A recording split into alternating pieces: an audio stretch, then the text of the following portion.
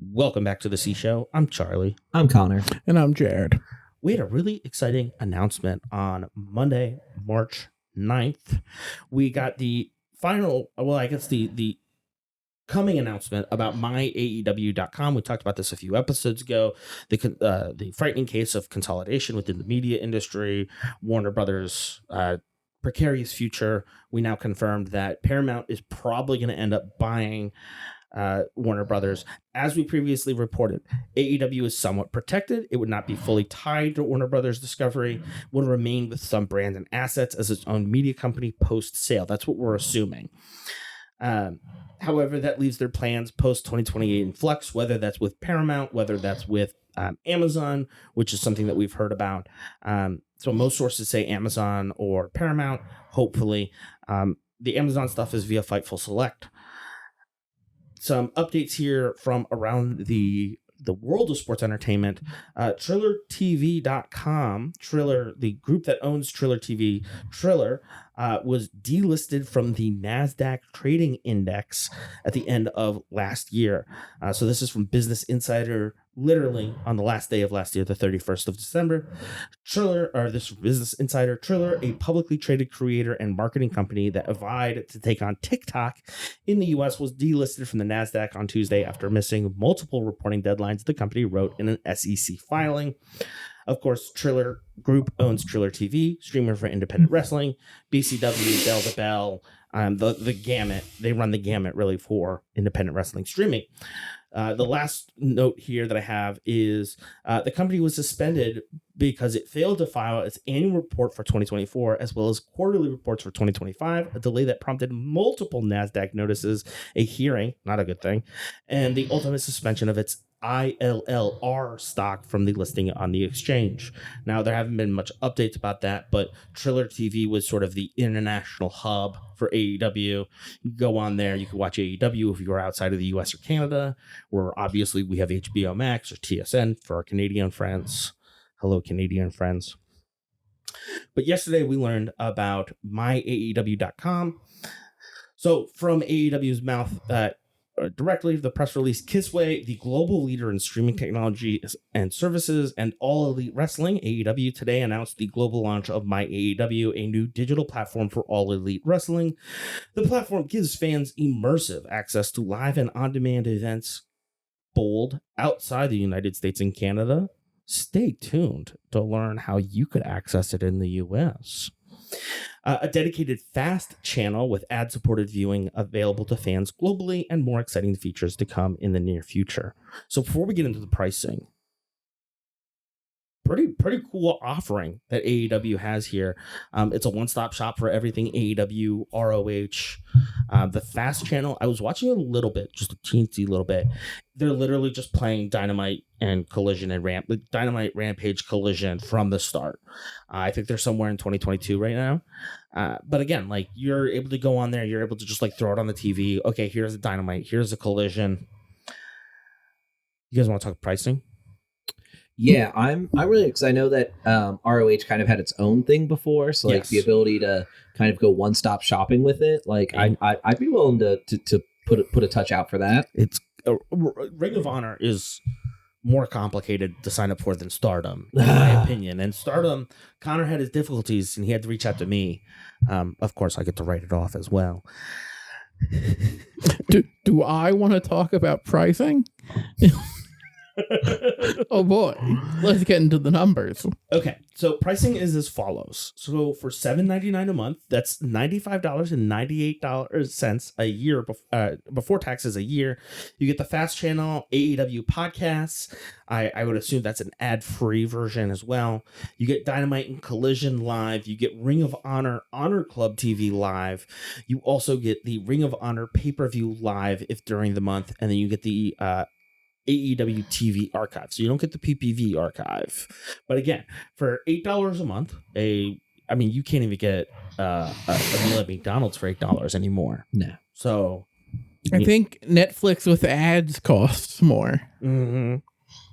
So you get that. And then For $19.99 a month, that's $239.88 before taxes a year. You get all of the above, and you get one AEW pay-per-view during the month, and then select pay-per-view archives. So I assume some stuff, there's rights issues or whatever. They don't have. Are there any time that they have more than one pay-per-view in a month? That's just an interesting way to say that. I feel like one pay-per-view per month. Like is there ever a time where they have two in a month? I was thinking about that. I was like, when have they had two pay-per-views in a month? And I don't think we've ever run into that situation yet with AEW. I think it's hinting at the idea of they're going to do two-nighters soon. Because listen, they've done, I mean, the Dynasty that I went to last year was like 6 hours. And it went to like early morning on Monday. So I think they're hinting at the idea of we might be doing two-nighters eventually. Okay. Which would make sense. Yeah, absolutely.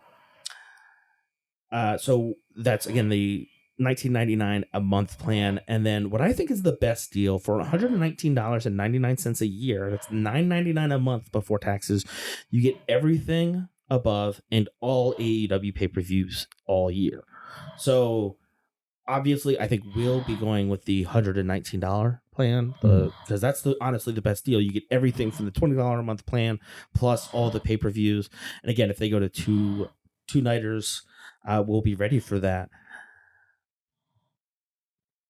So yeah, your guys' thoughts. That's such a good deal. It is a really good deal. I mean, $120 for a year, $10 a month for everything, especially if you don't subscribe to like HBO or cable or anything like that, which I feel like most of us don't. Yeah, people pick and choose what streaming services they want to get. That we have this opportunity now. We have this option. I think it's a really smart move. For the hardcore fans, they get exactly what they want, where they want, in one place.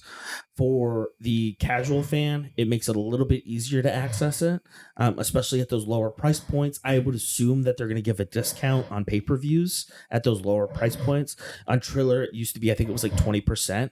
So instead of... I know Triller used to charge less for the pay-per-views. Whatever the price considerably. Is on HBO Max now. And so whether or not they're on HBO, they're on Paramount, there's always a backup plan, right? So I think that's really the smartest move that AEW did there. Yeah, just to make it as easy to access as possible, we'll bring more people in. Like, again, like I didn't know where to go for Ring of Honor besides just the stuff on YouTube, which is not everything. Yep. Right. So like the fact that people are going to be able to see that, right. Bring more people there. Right. And again, just that inner flowing of the people we see between Ring of Honor and AEW. Right. Again, it helps build those again, like make it more of that NXT to WWE kind of that pipeline, developmental pipeline. Yeah. No, for sure. I think I'm really also excited to see there's a lot of stuff that's going on where like, Okada was wrestling for the international title on the ROH taping down in Jacksonville, down at the public media station. So there's these opportunities to see these incredible matches that happen. And then also, the developmental pipeline of just putting people on TV, putting them in front of a camera, wrestling, doing anything in front of a camera is different, right? Like you guys know it now. Yeah. It's so different. So, it's not different. The C Show.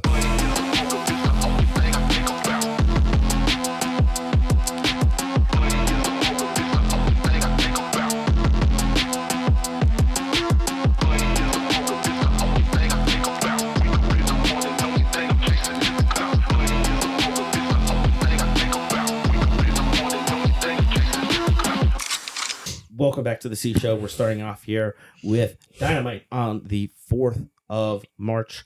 You know what I really dislike about Apple is that every time I type in 3-4, it automatically is like, oh, you mean 3/4? No, I mean it's March 4th. Leave me alone.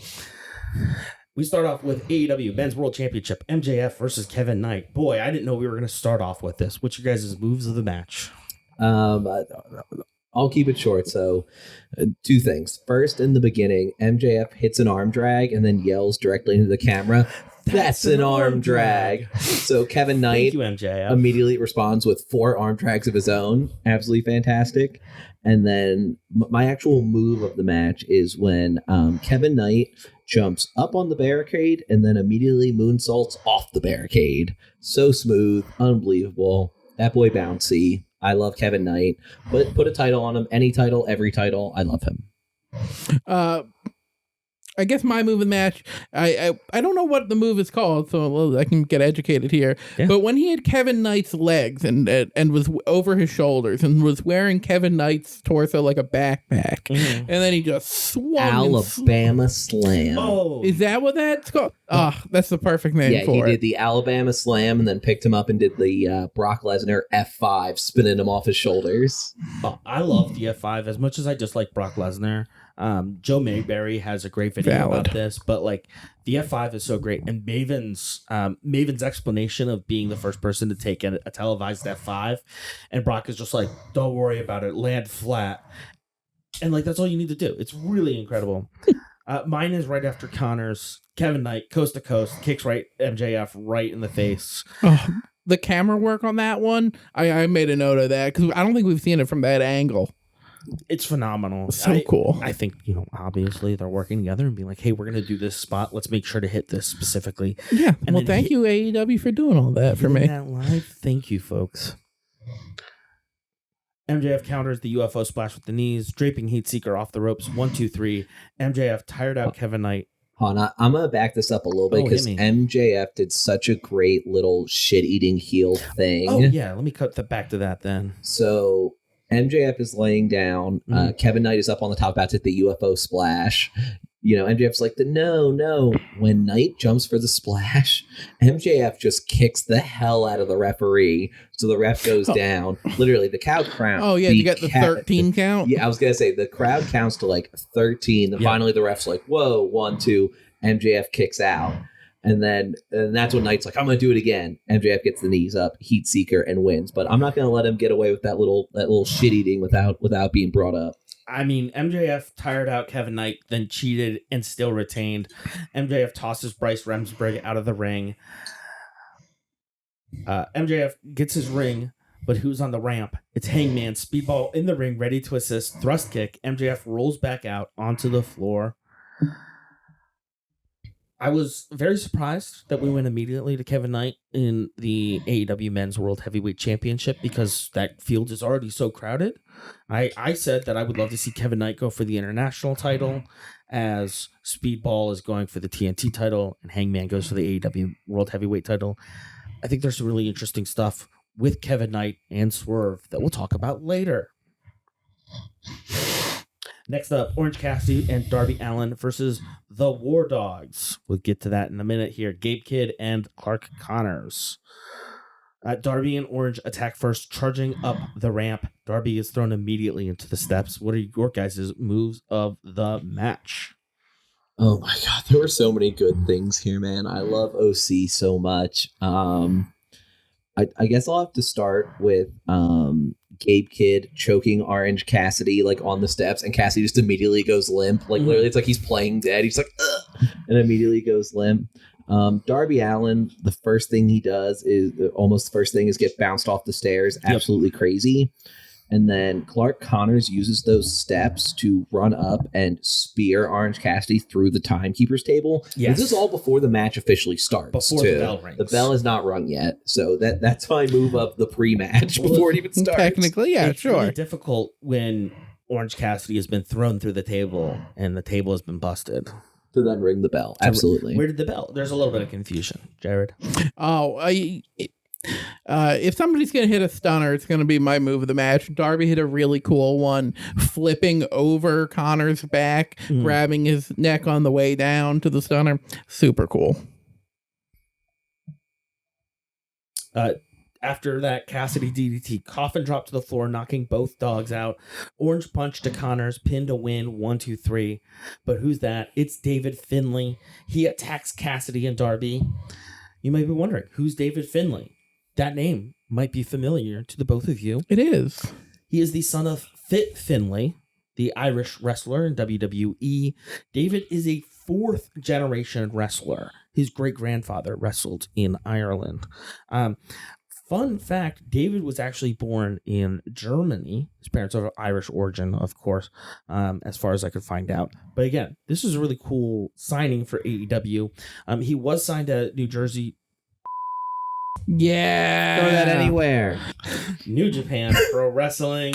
He just signed with AEW. It was highlighted. This is all from Fightful Select. It was highlighted this week. David Finlay's deal came together in the last week.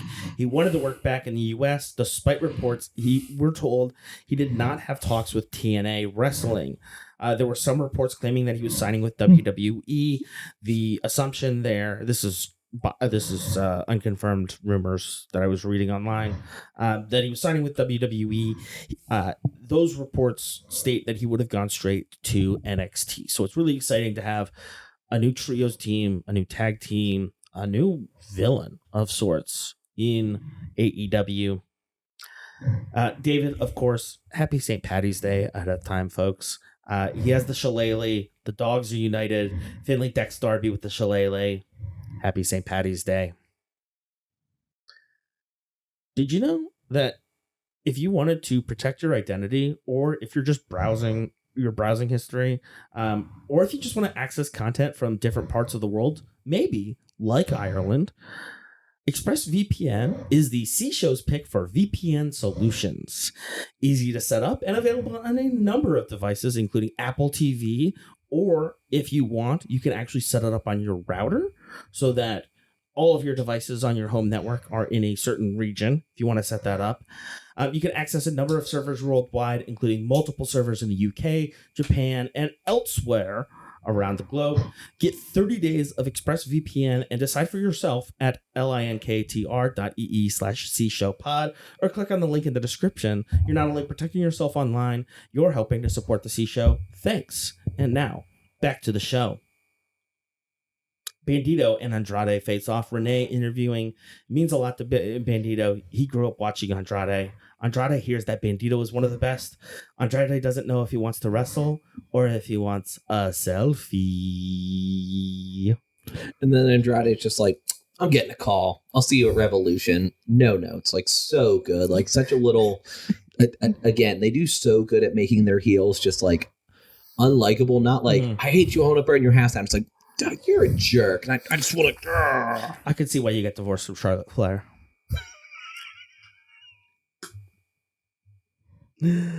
Next up, the Brawling Birds, Alex Windsor and Jamie Hayter versus the Inspiration of Jessica McKay and Cassie Lee. What did I tell you guys last week that this match would be? Do you remember? You said it was going to be a squash? I said it would be squash adjacent. Ooh, and, you did? And I was wrong. Like, they buried this brand new team from the jump. Yeah. Buried them. Yeah. I was a little amazed. Listen, the first thing that I'll say about Jesse and Cassie is you're telling me I'm supposed to be able to tell the Inspiration apart? Dude, come on. Give me a break. Help me out, guys. The Inspiration's music ends early. They demand it keeps going, but the Birds attack. Big lariat by Windsor. Birds sandwich the Inspiration into 2 birds, 1 stone. Quick pin to cover. 1, 2, 3. They even did the double pin. Yeah, the pin was super cool. They double pinned them. They were just like, you guys aren't worth anything. Get the hell out of here. Hashtag double pin. Hashtag pin. My note is buried the dog shit out of them. The Brawling Birds versus the Brawling Bimbos. I literally said, come on, let's give this a little bit more. But you want to talk about squash adjacent. Next up, Hangman Adam Page versus Marty Snow. Marty, buddy, I don't mean to throw stones in my glass house, but... So Connor, was your move of the match the first one or the second one? It was just the first one. It was a beautiful big boot, just really technically sound big boot.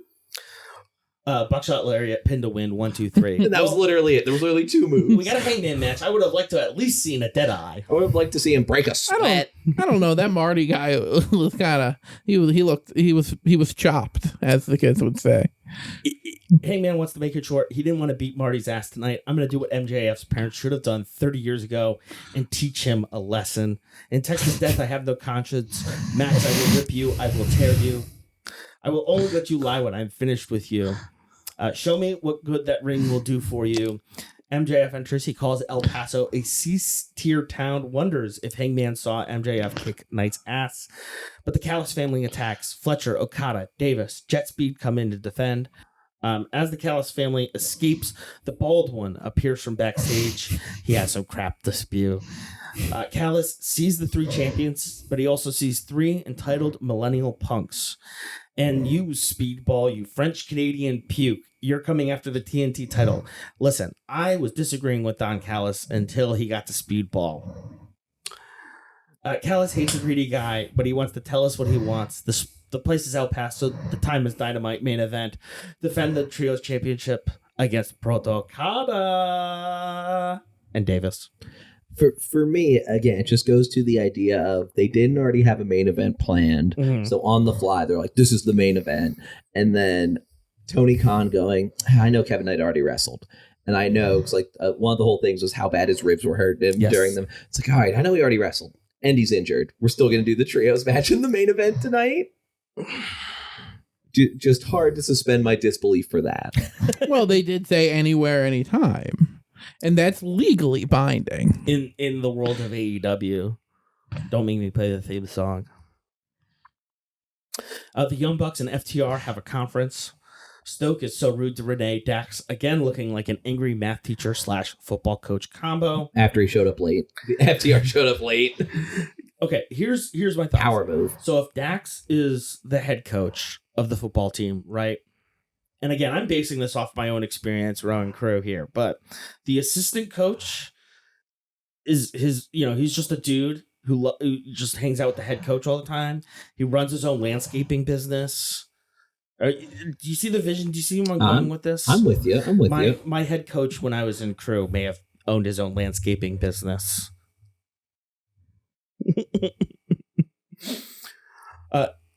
The Bucks plead, you pile drove our brother.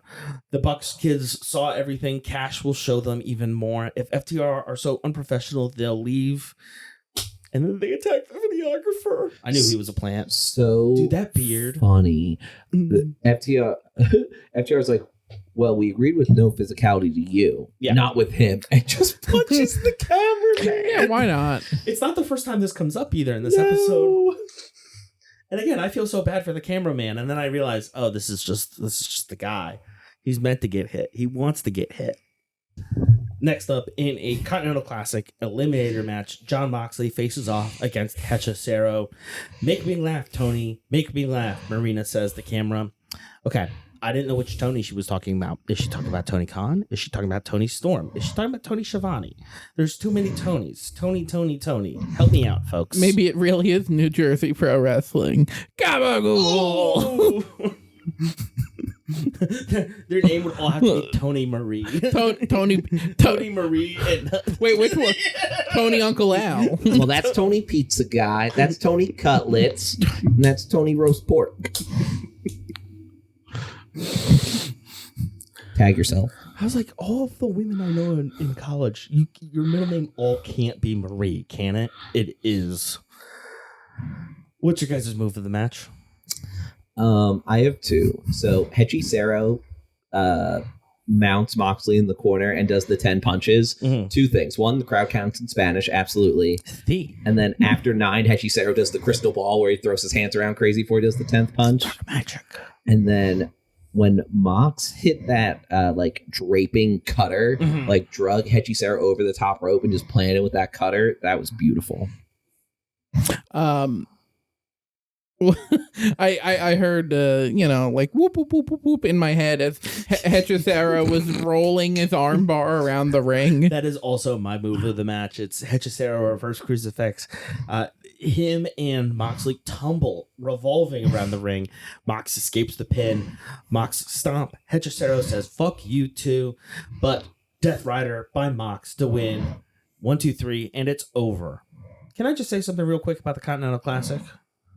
I thought the Continental Classic was the league, the playoffs, the finale, and then we didn't touch it for a couple of months. Mm-hmm. I want to see an international championship match. I want to see Okada go for something here. Okada has only defended it 3 times. I will get up on this hill as many times as it takes. Tony Khan, I know you have a minion listening. Yeah, I didn't realize this would be going on forever. Yeah, it kind of diminishes it for me. Well, I don't. It wasn't still going when we started watching AEW last year. No. We covered the start and then. Oh, okay, I didn't. Why are you pinching the bridge of your nose like this?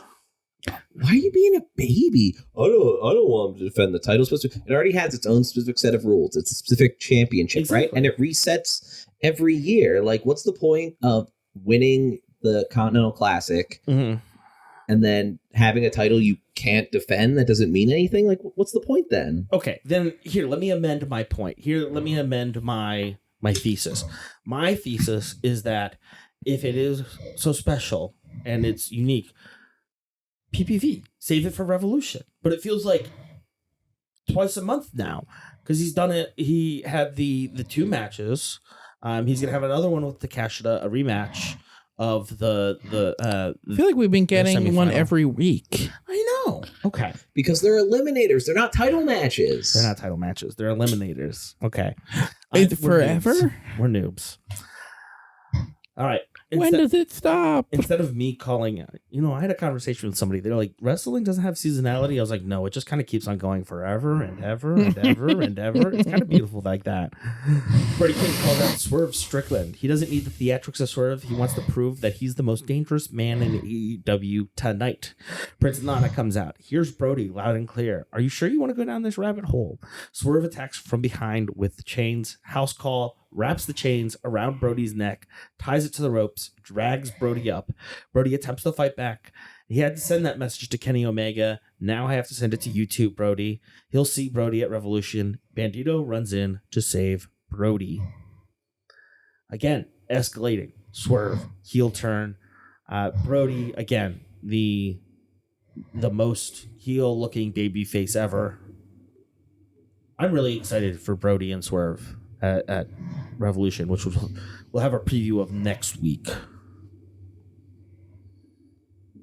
Next up, the Death Riders. Garcia asks the Callis family if they are stupid or if they're dumb. Yuta takes off his hood, says losing his hair was the darkest day of his life. Oh, just wait, buddy. Through loss, I have freedom. Marina says, Tony, now I get it. You better shoot from the hip and make me laugh. Mox finally calls out Takeshita. We're going to see this through all the way to the end. Next up, AEW Women's World Championship, Thunder Rosa versus Thekla.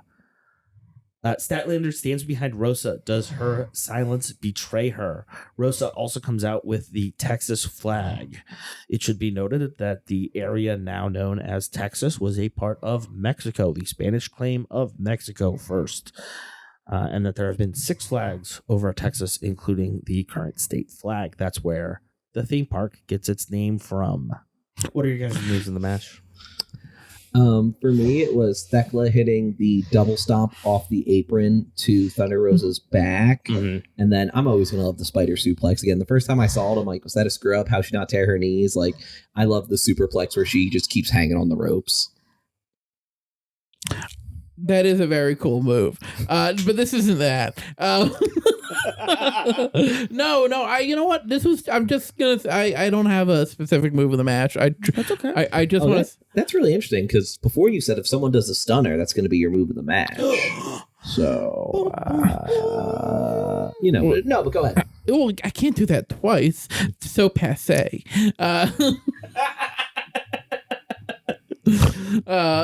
No, this is my first time really watching Thunder Rosa, and because she was on Collision last time. That's right. So this is my first time watching Thunder Rosa, and I like her.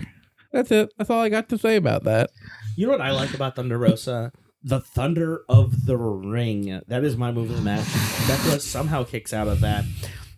I just like the idea of a woman of Thunder Rosa's size powerbombing anybody is impressive. Powerbombing Thekla, really cool still. But Thekla stops work this time. Thekla covers 1, 2, 3, and it's over. Statlander slowly walks down the ramp. Security streams out to prevent a brawl. Thekla stomps Rosa again. Stat runs into the ring to face off against Thekla and check in on her friend. Backstage, Jungle Jack Perry responds to Ricochet. Soon enough, it'll be time for us to finish the war. Ricochet responds, if it's a fight you want, a war that you want, if you're in the demand, you can make demands. You don't follow, you get put down. We also learned that there will be a Blackjack 21-man Royale for the AEW National Championship at Revolution in the pre-show in 0 Hour again. Tommaso Ciampa and Renee are on the ramp. Let's address the elephant in the room. Kyle Fletcher messed with his Sylvie. He gave her a makeover he didn't consent to. He came here to be a top guy. Coincidence? Why is FTR coming out? Dax, Cash, and Tommaso all hug. They all worked together in WWE NXT about a decade ago. Dax couldn't think of a better way to be a top guy, invites Tommaso to join FTR and to take over the company. I hated your guts 10 years ago, Ciampa says, and I still hate them today. Quiet down there. The grown-ups are talking, Ciampa tells Stoke. If you have a problem with Big Stoke, then you have a problem with us. Tommaso notes that they didn't sign a non-contact clause and attacks Dax. Dax will see Tommaso at Collision. So this is actually a reference to the heel turn. I wasn't able to find video for it. I was going to bring it up and show you guys. Wasn't able to find video for it, unfortunately, of the heel turn that Ciampa and Gargano did together as DIY, proto DIY, to the Dawson and Dash, FTR now, the Revival. Dusty Rhodes named them the Revival. But this is a callback to that a decade ago. So that was from That Boy Joseph on Instagram. He noticed that. Did you have anything else that you wanted to say about that? Or black and gold all day? No, not about that. I was interested to see where this was going, especially after Ciampa slaps the taste out of Dax's mouth, and then Dax's like, "We'll just see you Saturday," and they did see him Saturday. Tony hijacks the broadcast. She's checking in on Orange. We'll continue to fight. And then another great 2-minute promo from our queen. I need to talk about the OC part first. Because OC's like, it's fine. We'll fight them at Revolution. And he's like, well, that's a few weeks away. So we'll fight them next week. And then we'll fight them all the weeks after that. We'll just fight. And then, Tony goes off. I couldn't type it all up. But again, I got the big line if you need it. Please hit me. If you are a nicotine-chewing Nazi who wants her lips twisted and her face fisted. I thought of you when she said nicotine chewing, but not the last part. No, you are far from the last part, buddy. In the AEW Trios Championship, Jet Set Rodeo, Speedball and Kevin Knight with Hangman Adam Page versus the Don Callis Family, Protocada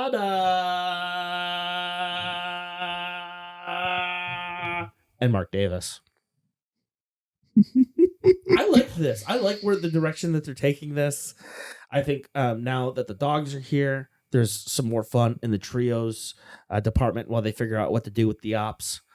What are your guys' moves of the match? For me, it's first Speedball he does that inside out moonsault and then just immediately eats a lariat, like just gets put down by a huge lariat. And then probably when they all do the 10 punches in the corner. Oh, well, let's see here. Probably I got 2 Speedball moves. First, right after he gets tagged in, he does a crazy backflip off the ropes. Took out a few guys. That was sick. And then he also hit like a cool reverse Hurricane Rana later in the match that was just so smooth. I think my move of the match has to be the Deadeye on Davis. Fletcher breaking up the pin. After Speedball avoids the Rainmaker, Bailey hits a reverse Hurricane Rana, springboard moonsault by Speedball, lariat by Hangman on Davis, but MJF pulls Hangman off the apron. Okada hits the Rainmaker on Knight, who's already injured. Davis tombstone piledriver, pin to win. 1, 2, 3. Jet Set Rodeo almost had it, but MJF interfered and messed with Hangman. I kind of, I felt like that was obviously coming, knowing Knight was injured in the beginning. And I feel like also you want to have the trios title with like a trio that kind of makes sense. And Jet Set Rodeo kind of felt like transitional to me. True, though I still feel like this one is also a little transitional. It's a tag team and a third. I don't think as much they're all in the Don Callis family. Like, you have to remember the reason that Jet Set Rodeo got the trios titles. It's like, oh, we got to get the trios title off Hobbs before he leaves. Like, that was literally his very last show. They're like, we need to get these titles off. Like, I 100% agree with you that it was transitional for that reason. And again, I think this is a really interesting thing to throw into the Don Callis family. Yes. Because again, like Fletcher, like, again, it feels like he's part in, part out as he's kind of dealing with his feelings surrounding this. Now he's literally got another set of titles to keep him in as he's still going after the TBS title, right? As so many things are swirling, it's like, well, here's another thing to kind of anchor you down here. That's what I like about it. Also, again, establishing the Don Callis faction, the family, as the heels in everything that they face. Fletcher and Davis have been in a trio before. They trioed up with Will Ospreay a few years ago at Grand Slam Australia. It's crazy to think that that Okada is replacing Will Ospreay here. Crazy. So this all kind of makes sense. Making Okada, making Fletcher dual champions. I like it a lot. You've now got the dogs in. The dogs are there. You could throw the conglomeration back in if you really wanted to. Trying to think of other combinations going on here. The Rascals, if you want to get the three of them going. Pretty good. I don't buy the Fletcher leaving the family. You know, when they had the chant, was it this one they were chanting, bleep Don Callis? Yes. And Fletcher literally covers Don Callis' ears. Come on. No, that's love. I think that's the point that Connor is making. You know, this new trios title cements him back into the family, and I think Callis is pulling Okada and using Okada to manipulate Takeshita and Fletcher both. 100%. Because like going back to like the semifinals and the finals of the Continental Classic, like there was obviously that huge divide from Fletcher, especially when like it's like Okada needs to apologize and like this and that, and then just like how that was all handled. Like, again, I think this is something that Fletcher's like, okay, I'm gonna ride this out for what it's worth. I think as soon as the going gets tough, Fletcher's gonna part his ways. Absolutely. We'll find out. Any other thoughts from Dynamite? We'll talk more about Collision here on The C Show.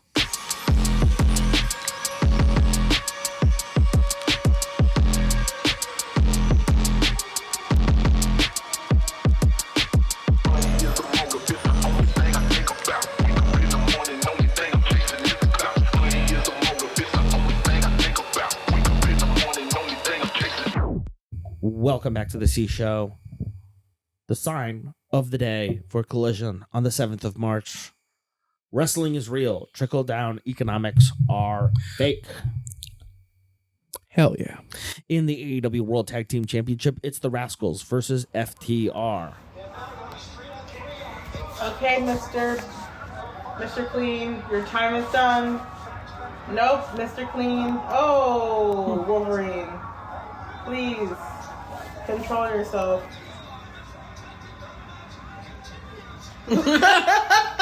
Busted. How did you get your wife to watch wrestling? Was she just in the room?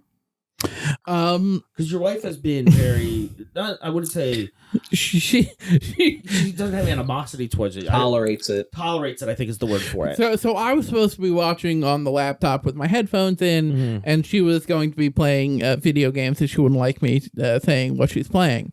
What the fuck? Sorry, y'all. Charlie knows what it is. I know what it is. And what the fuck? And knows why I can't say it. Oh, I'll tell you off mic. It's not dirty. It's just really funny. It's hilarious. She went to play. For some reason, my Xbox was having issues. It turns out the TV just needed to be unplugged and plugged back in, but it wasn't reading the HDMI. Classic. So I was like, well, all right. Well, if you can't use the Xbox, I'm just going to watch on the TV. I said, stay for 15 minutes. And she's like, that's way, I can do like 10. And I said, all right, but if you actually like watch it, you can be 5. That's right. I'm bargaining in my own household. Hey, it works. And she's like, just wait till you have kids. She's like, oh God. She's like, fine, I will watch like 5 minutes of this match.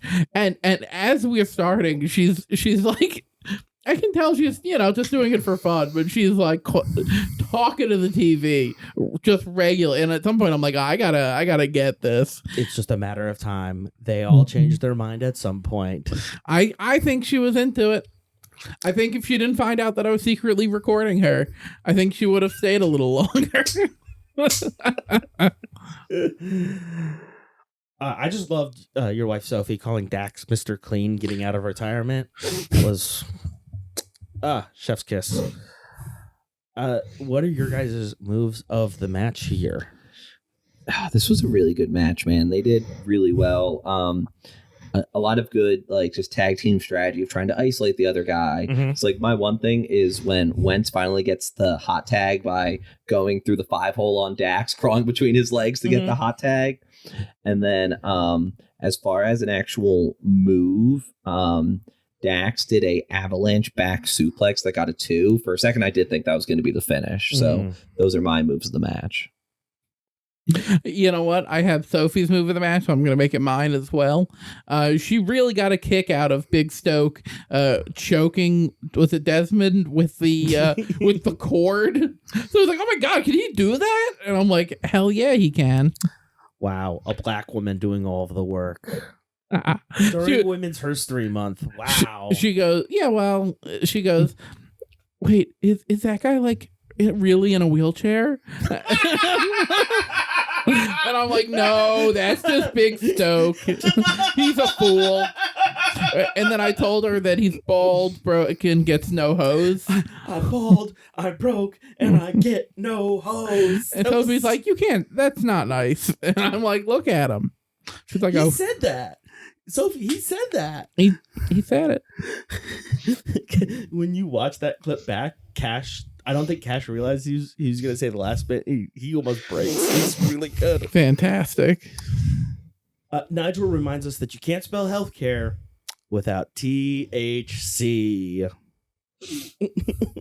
I love that avalanche back suplex. Yeah. I wrote it as just Dax just falls back with Wentz, but it's not enough to keep him down. Wentz almost gets the pin for the 3rd time. Hot Fire Flash, Hot Fire Flames countered. The knees were up. FTR Trigger mocking the Bucks. Xavier drags Cash off the apron. Dax kicks out off the roll-up pin again, but FTR hits the Shatter Machine to win. 1, 2, 3. It's over. FTR retain. So they do this FTR trigger. They're mocking the Bucks. They do the Bullet Club. I got my hands up here. So the Bullet Club, isn't that the NWO Wolfpack thing too? Yeah, the Too Sweet. The Too Sweet. Okay. All right. But what is it? Reach for the sky, boy. Briscoe and FTR seemed cordial on the ramp. Hook talks to the camera about the ops continuing to recruit. Bowens gives his pitch again. He wants to prove that he can be a killer. Shibata behind the camera. Bowens is directed to get the camera. Hook puts a dude in a chokehold and then just drops him. Who are the ops going to bring in? Who do you think? I don't know, because I'm sitting here and I find it very funny. Like, is it a game of like pass the buck where it's like, well, Shibata, you have to hold the camera first. I have to do it. And now they got Bowens. Like, now Shibata can come out and Bowens go. Then will the next person take the camera so that Bowen? Like, I feel like there's just something there that, like, I don't think they'll do anything with that. I think I'm just an idiot, and that's how I think. But I would love if it's like whoever it is, Jack Perry. Here, Jack, you got to hold the camera. Now Bowens gets to be a part of this. Like. Next up, Daniel Garcia versus Tommaso Ciampa. Briscoe is on commentary. This is going to be hilarious. Ciampa isn't here to play around. He holds the ropes open for Garcia, but Danny runs around to enter in another side. Ciampa, after punching Garcia in the corner, mockingly dances in front of Garcia's face. What's your guys' moves of the match? I love that so much, because then there's a point where Garcia does the 10 punches. Yeah. And then Fake's doing the dance. And then Ciampa gets out from underneath and hits the Project Ciampa, which is the double knees to the back. That was really my biggest thing. So I just thought it was really funny, right? And again, I love when Ciampa does Project Ciampa. No, I think that those double knees, I feel like That's also describing what I wrote down as my move of the match, but I think they called it a backstabber. Is that the same? Same idea, a little different in the delivery, but it's still, exactly. It's like the difference between an RKO and a cutter. Yeah. It's like Heard. Because I've had that same question before. I literally asked on the show, I was like, what's the difference between an RKO and a cutter? And there's a few like differences in how you set it up and how you come down, but it's the difference between fava beans and garbanzo beans. Nope. Chickpeas. Nope. Yep, that's definitely what I meant. Chickpea and garbanzo beans. I was like, fava. Why did I say beans twice? One of them doesn't use the word beans. Sounded wrong. I'm dumb. I had his liver with chickpeas, beans, and a nice Chianti. My move of the match has to be the John Woo dropkick. John Woo rules. Garcia sweeps Ciampa's legs on the apron. Garcia goes to face with Briscoe. Ciampa rolls him up. Briscoe collides with Ciampa, distracts him. Garcia gets the upper hand, pin to win. 1, 2, 3. Mark hopes it's water under the bridge, but Ciampa can't forgive him yet. Garcia runs into the crowd. Briscoe reminds him to keep his cool before he makes a mistake. FTR enter, come down the ramp. Briscoe slides back in the ring. The two pairs face off. Ciampa rolls out the ring and encourages Briscoe to do so too, but Tommaso tosses Briscoe into the Tron, attacks Briscoe, brings down the knee pad, attacks in front of Gorilla, spits on the bandana, and then runs it through his shorts. The most egregious part. Dastardly. Next up, Swerve Strickland versus Gravity. Gravity is Bandito's brother. He's got the Lightspeed Rescue mask on. Gravity avalanche arm drag outside the ring. Swerve goes for the mask before dragging him up on the ropes and slamming him into a top turnbuckle. You want to play with Mr. Dangerous? Swerve stomp from the top. House call. Gravity's mask exposed. It's over. 1, 2, 3. Swerve wins. That house call was sick. Lots of squash today. Mm-hmm. But all I actually wrote down was, whoa, Gravity is literally Brodito. Bandito's brother? Brodito? Oh, snap. Thanks for coming, y'all. I may have taken a large glob of sandwich before writing that down.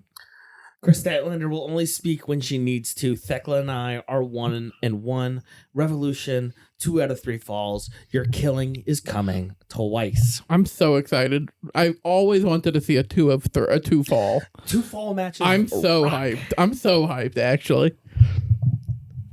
I can't remember the last one that I've watched like live, but I see them all the time on older stuff that I watch, and it's just phenomenal. A lot of CMLL stuff is 2 out of 3 falls as well. It's like it'll be 6-man tag, so 3 on 3, but then they'll do 2 out of 3 falls in like stages and stuff. It's crazy. That's super cool.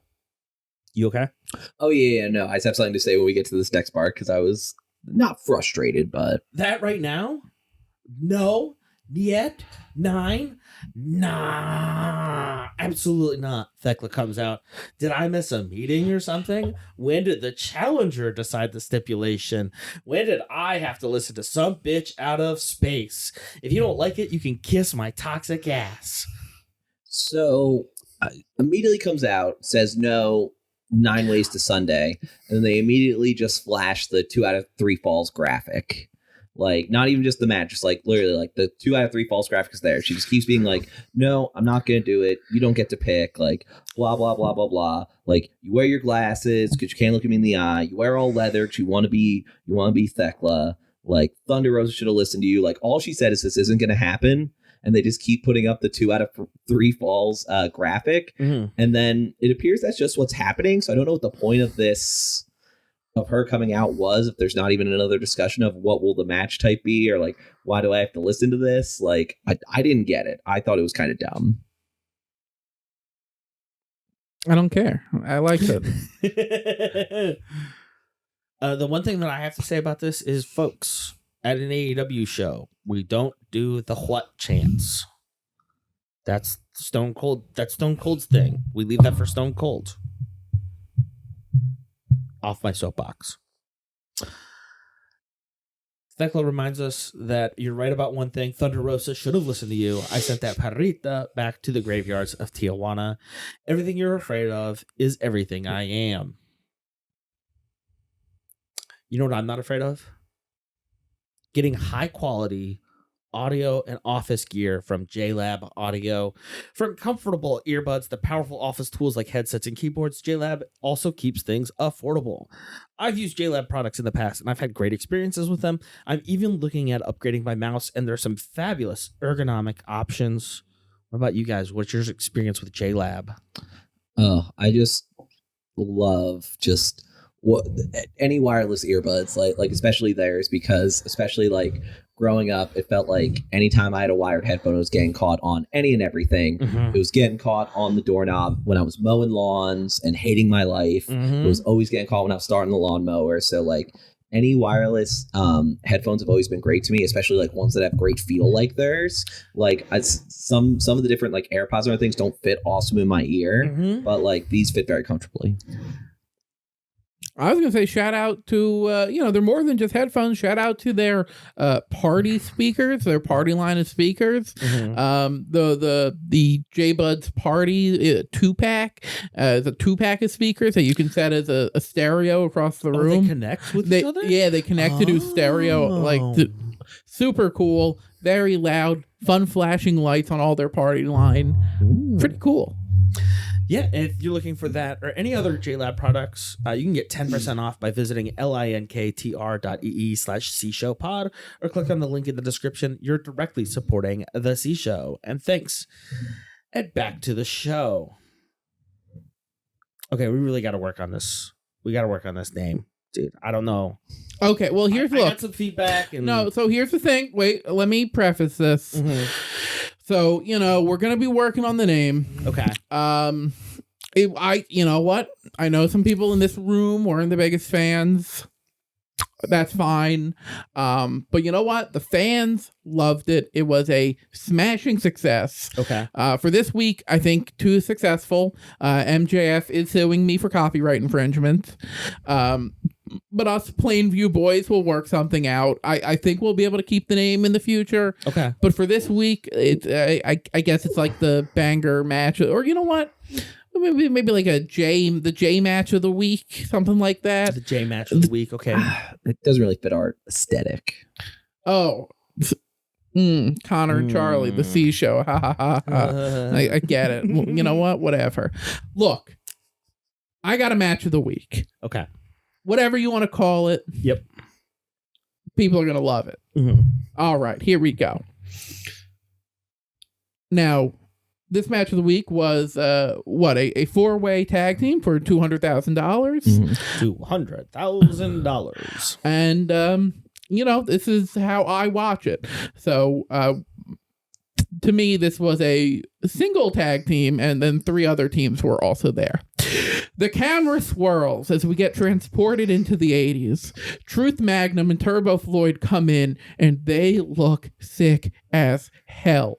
3 other tag teams, according to my notes, Swirl, Fig, and PP, stand by wishing they could be them for even 5 minutes.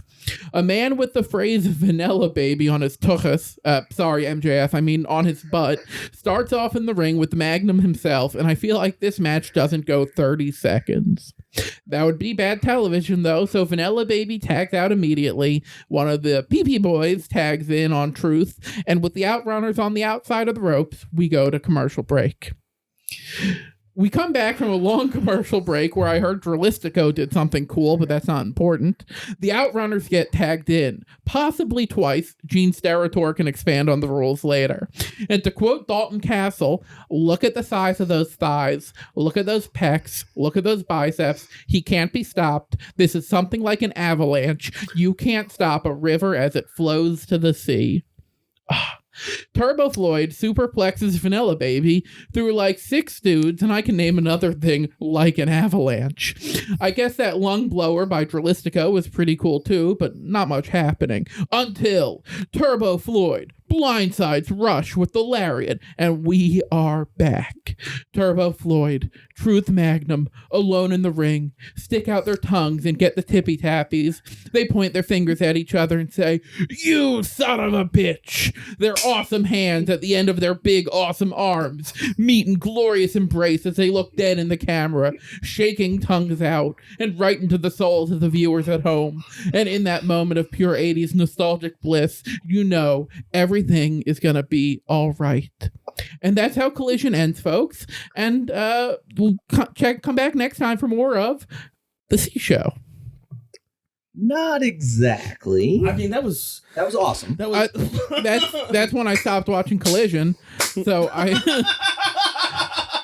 they high-fived and I had to run upstairs. So I turned off the TV and I called it a night. The swirl breakup, the you son of a bitch private party fight in. What? The swirl with an incredible sequence. Blake Christian coming around the turnbuckles, pins Quen. Wait, really? But Cassidy breaks it up. Cassidy, spike DDT, Mark Quen, double stomp. Oh, dude, no. PP, private party, flying cutter, pin to win. 1, 2, 3, $200,000 for private party. Wait, Connor, did that really happen? That is exactly how that happened. Yeah, so the other contestants in this match were LFI, Roosh and Jalistico, the Lethal Swirl, Blake Christian and Lee Johnson versus Private Party, Isaiah Zay Cassidy and Mark Quen versus the Outrunners, Turbo Floyd and Truth Magnum. So after Private Party are celebrating with the crowd, they're ringside. A kid grabbed a stack of bills. And he was like trying to be like, "Oh, can I take this? Can I take this?" And I think that's real money. Oh, I did not peep that at all. Because Zay Cassidy was like, "No." Zay Cassidy went to tussled his hair and then just quick grabbed the money. Yeah, the tussle was he distracted him. It was in good humor. Taking the money back was not. I guess I saw that part on the internet this morning. I thought the show had ended already. I thought the C show ended. Wait, didn't I close it down here? What are we still doing here? Jet Speed talks to Lexi Nair. Wednesday was a tough night for Kevin Knight, but there are more opportunities in the future. Kevin feels like he let them down, but Speedball reassures them with Mystico. They'll take back the Trios Championships from the Callis family.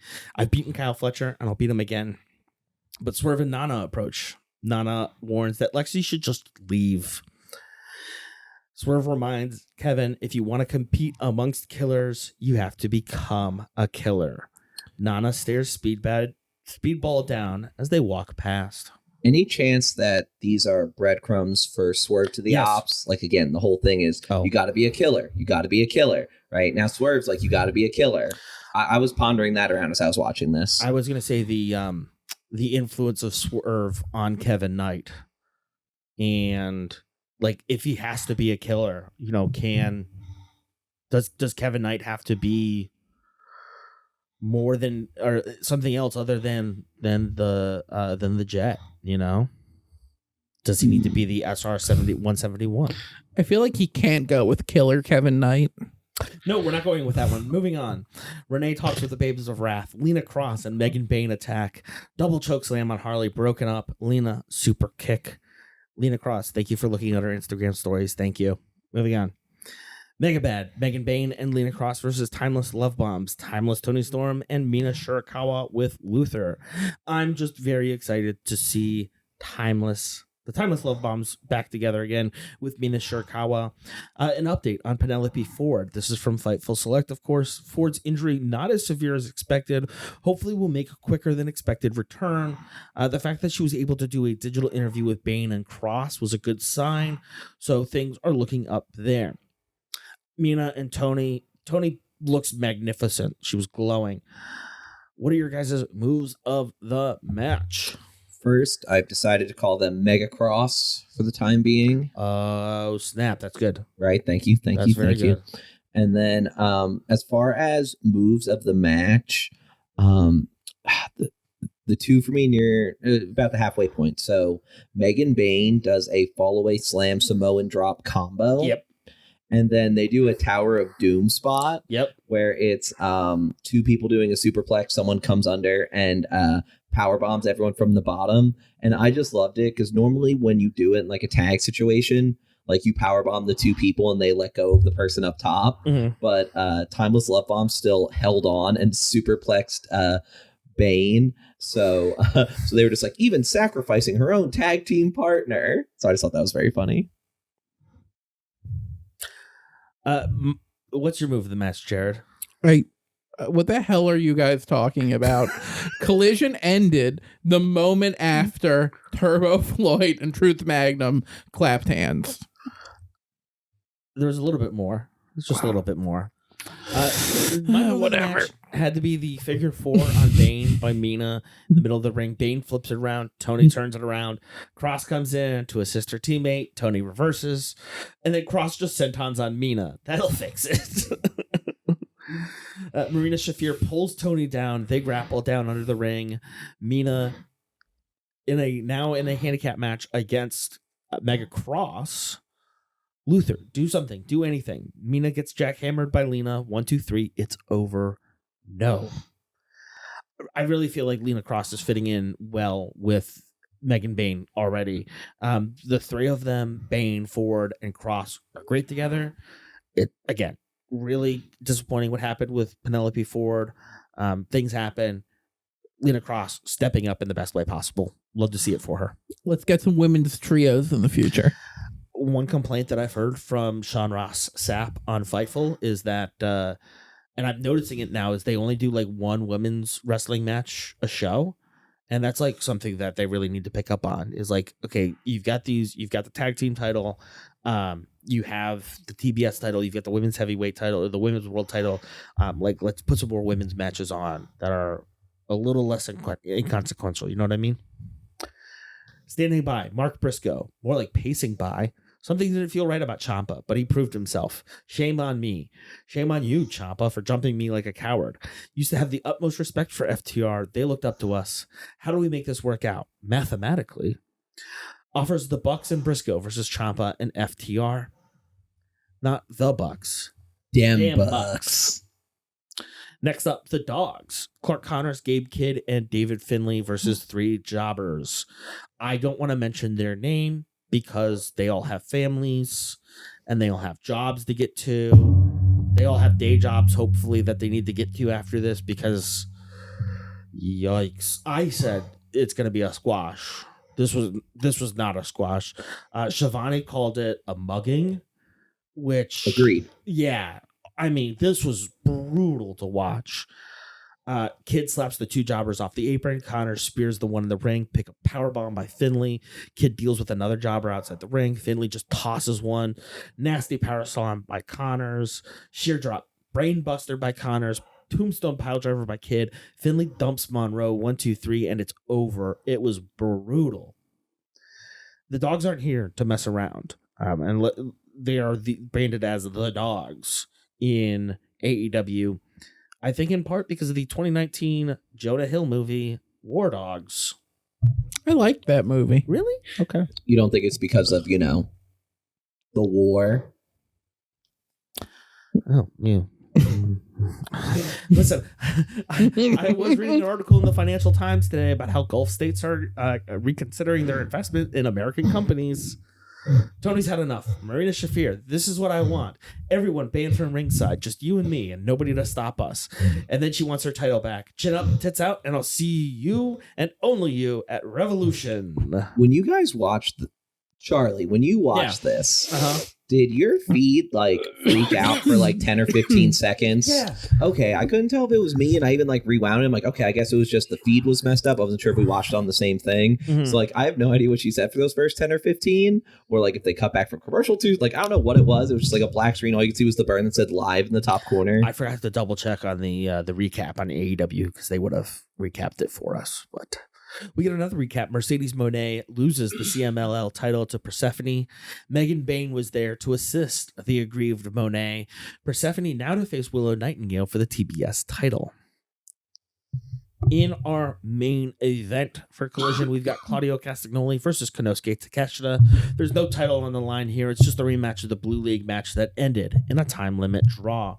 Moxley joins the commentary to add some perspective as we lead up to Revolution.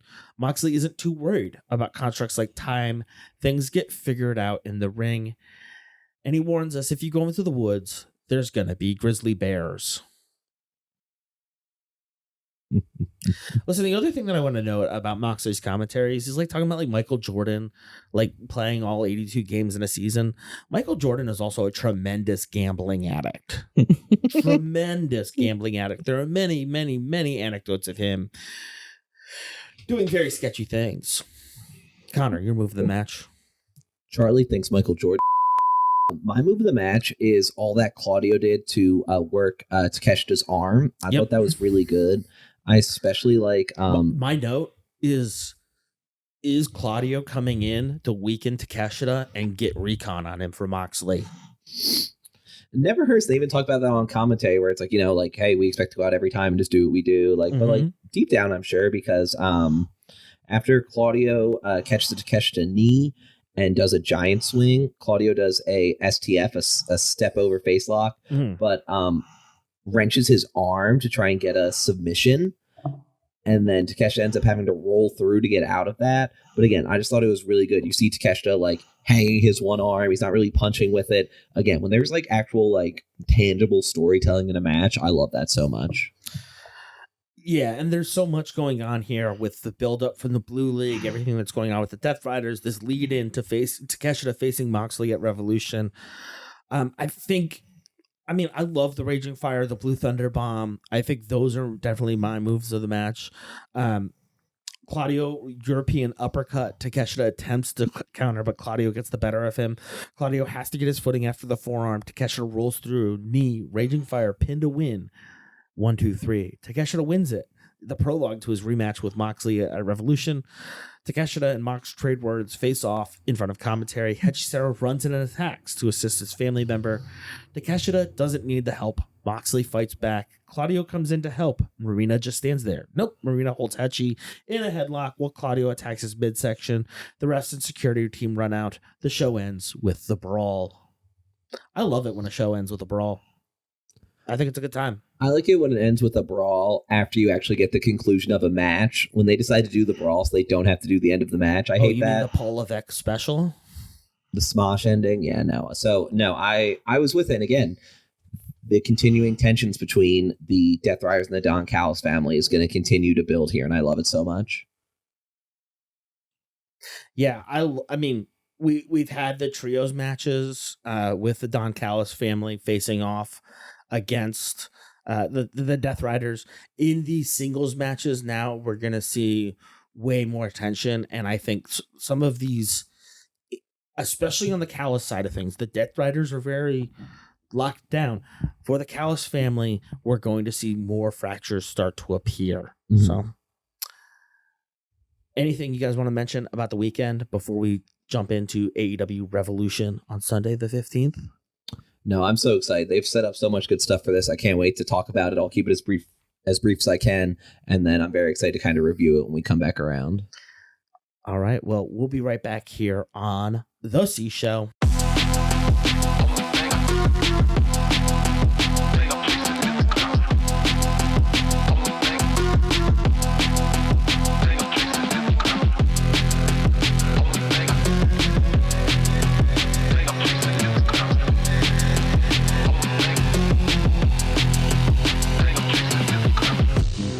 To the C Show. We're talking AEW Revolution. It's the first pay-per-view of the year.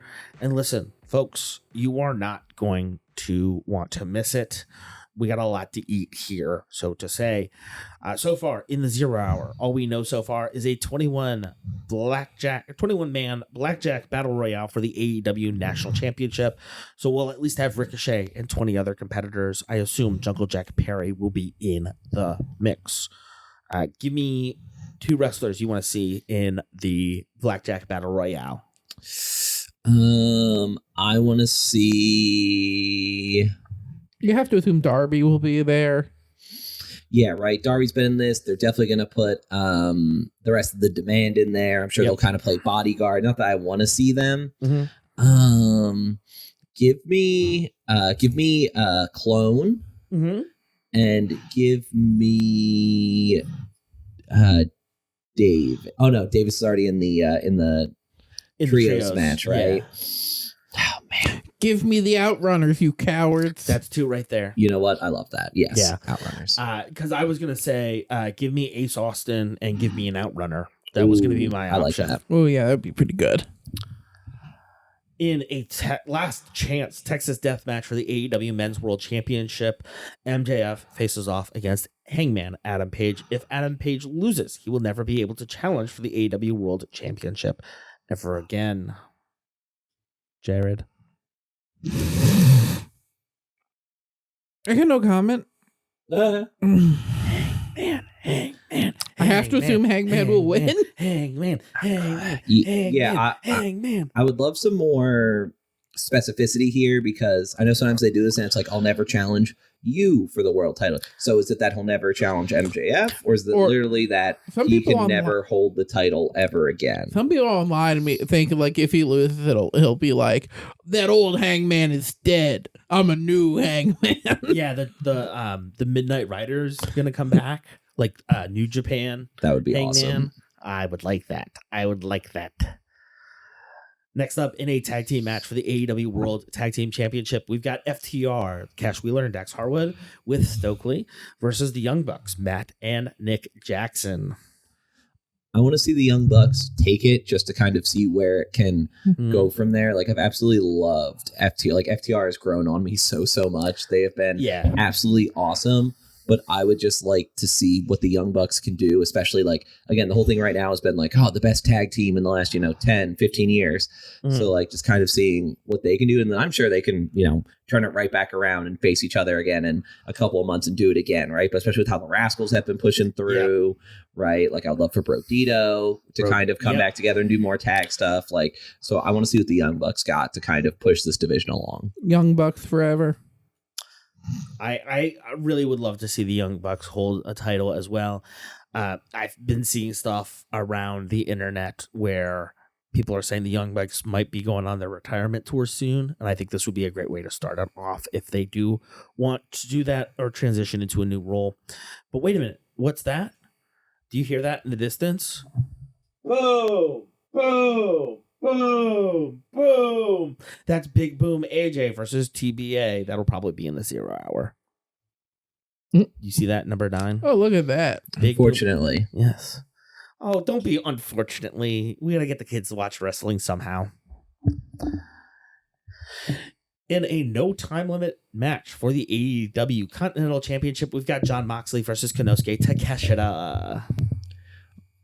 Mox has to win, I feel like, because I don't see any way that Takeshita wins the title and that it pushes the Don Callis storyline along at all. Like, Okada's big thing is Takeshita doesn't have a championship. Like, that's where the rift is. So if he does win, I'm interested to see if they kind of turn that on its head, and then Okada ends up losing his title. But I really see Mox just grinding this thing. Like, this is going to be like, they're going to go more than 20 because the whole thing was not to have the time limit. Yeah. Like, there's going to be like 35 minutes of them just beating the hell out of each other, and I can't wait. I feel like I've seen this match like 5 times recently. Next up, we've got Andre El Idolo with Don Callis versus Bandito. I love Bandito, but like, I don't see a world where he wins. He just got his little match against MJF and all. Like, they're really pushing Andrade, to try and be the guy here right now. So yeah, I don't see a world where Andrade doesn't win. Brody King versus Swerve Strickland. I really want a stipulation on this, man. Like, the whole thing is the most dangerous man, dangerous. And who knows? Maybe they got something in the pocket for Wednesday. But like, I was really sitting and just being like, I need a stip on this. If something in relation to being like, oh, the most dangerous. What's the stipulation that you want? Fantasy book it for me.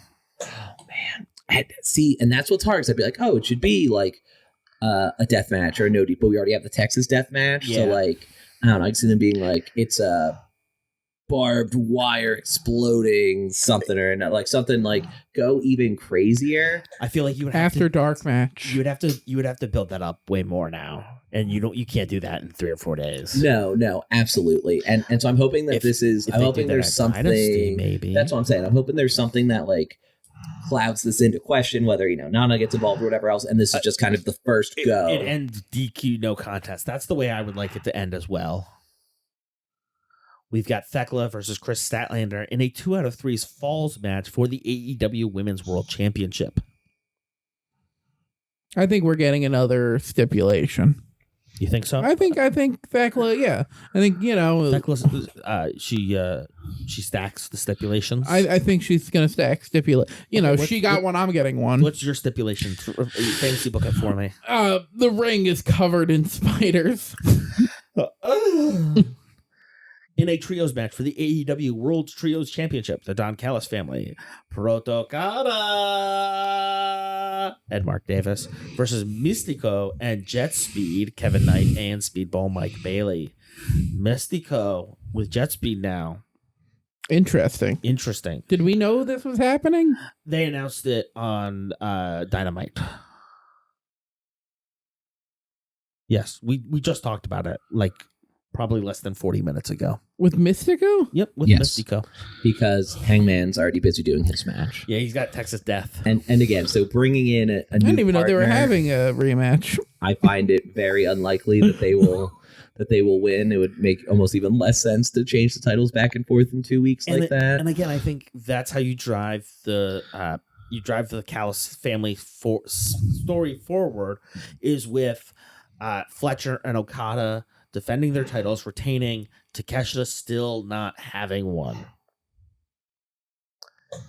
And finally, the last match that we have on our card here is Timeless Toni Storm versus Marina Shafir in a singles match, but everyone is banned from ringside. No, that's not going to happen. I can't wait. I think it will. You think? I do think. And I'm so excited for this. This has been building both below and above the surface for a hot minute now. Mm-hmm. I thought we'd get a little more to directly thrust it in, but again, I don't mind the way they did it. Her coming down and interfering in the tag match. So the hair match, the mixed tag hair match. We've had the feud. Well, not I wouldn't say it's a feud, but it's the rivalry between Shafir and Tony. No, for sure. I figured there would be one more big either comes out and totally screws the other one, or again damn near hurts them. I thought there'd be a much more this is the breaking point, moment. Gotcha. Well, we'll have plenty to talk about on the next episode of The C Show. Of course you like The C Show. Make sure to subscribe, rate, review, and share it with your friends. You can support the show directly at coffee.com/cshowpod. Follow us on social media. We're on Instagram, Blue Sky, Facebook, Twitch, and YouTube at C Show Pod. Have a question for the boys?